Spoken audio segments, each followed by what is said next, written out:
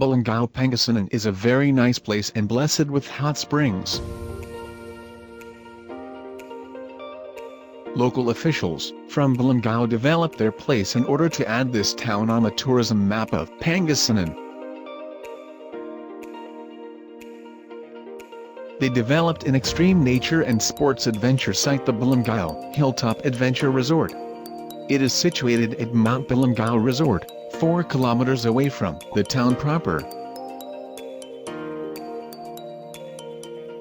The Balungao Hilltop Adventure Resort offers Zipline experience, all-terrain vehicle driving, bungee trampoline, hiking or trail walking, trust fall, and mountain biking.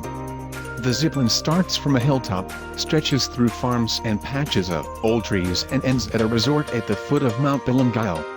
Zipline ride offers you a view of villages, extinct Mount Balungao, and flowing hot and cold spring. Newest addition to the extreme adventures offered in the resort. It is said the longest zipline gave the biggest thrill to visitors trekking up Mount Balungao in Pangasinan.